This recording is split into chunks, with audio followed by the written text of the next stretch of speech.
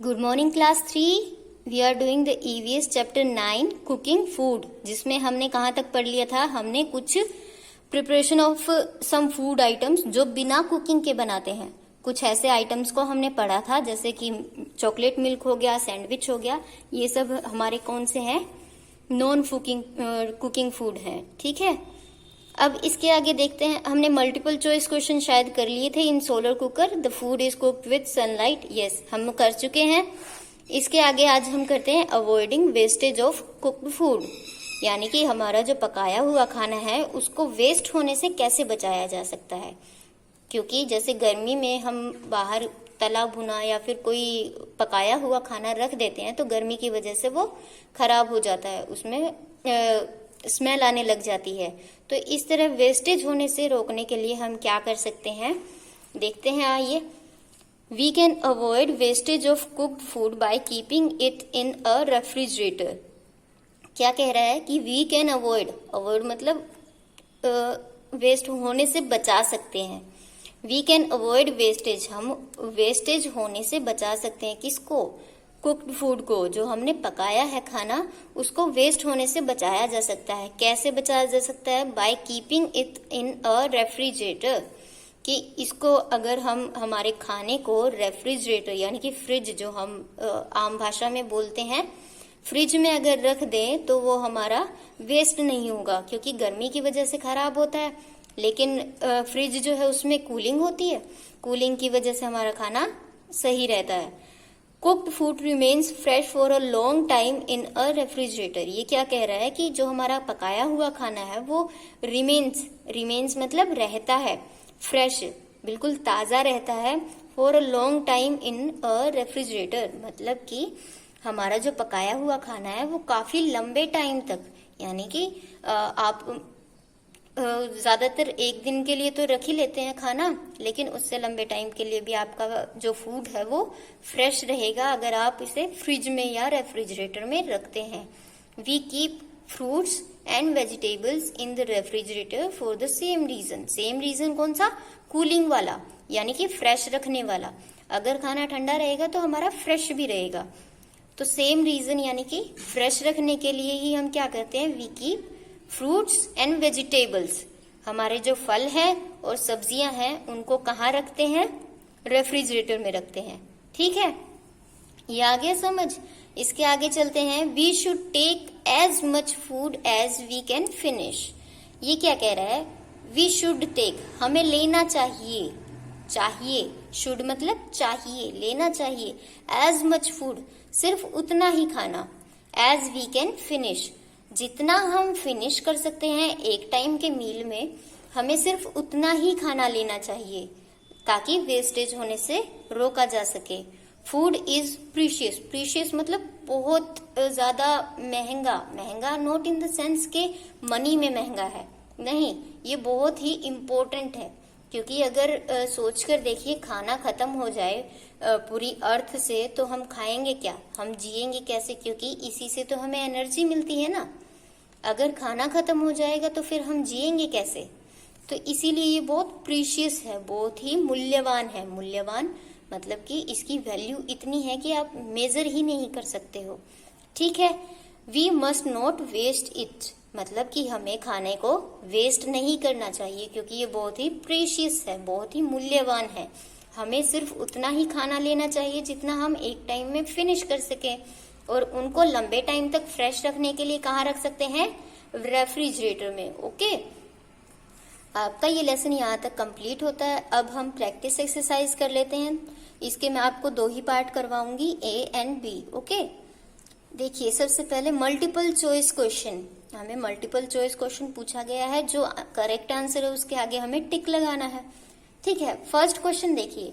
We must wash fruits and vegetables, हमें जो fruits हैं और वेजिटेबल्स हैं उनको काट लेना चाहिए। कब काट लेना चाहिए?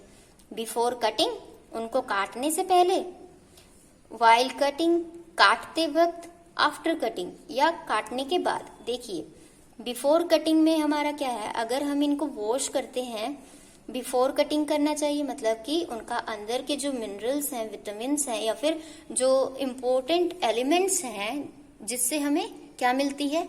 एनर्जी, जिनसे हमें एनर्जी मिलती है वो खराब नहीं होते, ऊपर की स्किन पर जितने जर्म्स होते हैं वो सारे निकल जाते हैं। वाइल कटिंग मतलब आप जिस वक्त काट रहे हो उसी वक्त साथ साथ धो भी रहे हो, लेकिन उससे हमारे जो विटामिन हैं, मिनरल्स हैं, जो भी हमारे फ्रूट या वेजिटेबल में मौजूद होते हैं, जो हमारी बॉडी के लिए इम्पोर्टेंट होते हैं, वो क्या हो जाएंगे, वो भी साथ में वॉश हो जाएंगे।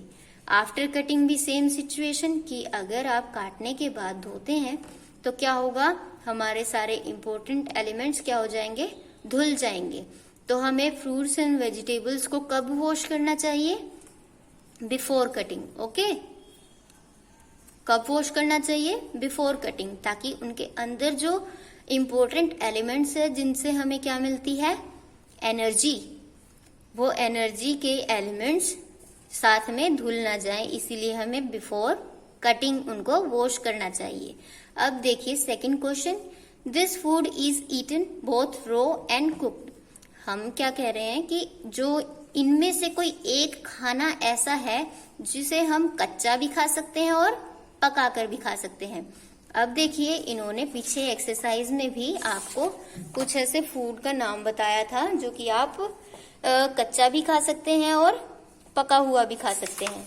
देखिए ये रहा, some vegetables like carrot, radish, pea can be eaten raw and cooked. मतलब कि आप कच्चा भी खा सकते हो, पकाकर भी खा सकते हो। तो उसमें आपने देखा कि रेडिश एक ऐसी चीज है जिसको हम दोनों तरीके से खाते हैं, ठीक है। Radish is the food is eaten both raw and cooked, मतलब कि कच्चा भी खाया जा सकता है और पकाकर भी खाया जा सकता है। बी पार्ट देखिए, फिल इन द ब्लैंक्स है। देखिए इसमें पूछा है कि कुकिंग किल्स द डैश, मतलब कि ऐसा क्या चीज है, उसके आगे देखते हैं, that may be present in raw food. Cooking यानी कि खाना पकाने की जो विधि है उसको क्या बोलते हैं, कुकिंग। किल्स मारती है, किसको मारती है, हमें बताना है कि किसको मारती है। That may be present in raw food, जो कच्चे खाने में मौजूद हो सकते हैं। मे बी प्रेजेंट मतलब मौजूद होना, जो कच्चे खाने में मौजूद हो सकते हैं, क्या हो सकते हैं, हमारे इंसेक्ट्स हो सकते हैं या फिर जर्म्स हो सकते हैं, जो कि हमारे हेल्थ के लिए बेहतर नहीं होते।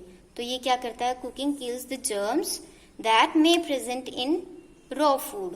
आप पीछे भी देख सकते हो जहां पर हमें बोला गया है why do we need to cook food, क्या करता है, जर्म्स को मारता है जो कि रॉ फूड में मौजूद होते हैं, ठीक है।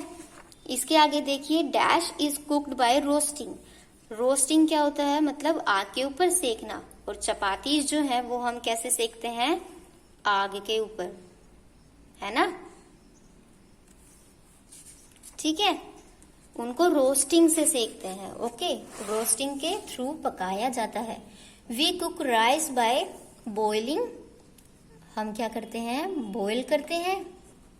एंड स्टीमिंग, स्टीमिंग मतलब भाप देना, ठीक है। हम चावल कैसे पका सकते हैं, उबाल कर पका सकते हैं, और स्टीमिंग यानी कि भाप से पका सकते हैं।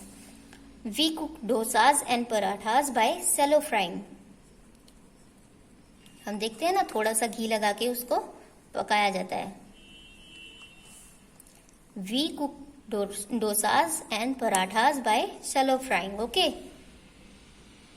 अब देखिए last, dash is cooked by baking, कि बेक करके कौन सा खाना बनाया जाता है। हमें पता है कि बेकरी से हम जैसे केक लेके आते हैं या फिर कुकीज लेकर आते हैं, वो सब क्या है, बेकिंग के थ्रू बनाए जाते हैं। तो केक हो गया या फिर हमारी कुकीज हो गई, और भी बहुत सारी ऐसी चीजें हैं जो हम बेक करके बनाते हैं, ये सब क्या हो जाएंगे, बेकिंग के थ्रू बनने वाले खाना हो गया, ठीक है। आज का लेसन आपका यहीं तक है, आप इसको रिवाइज कीजिएगा अच्छे से और अच्छे से पढ़िएगा।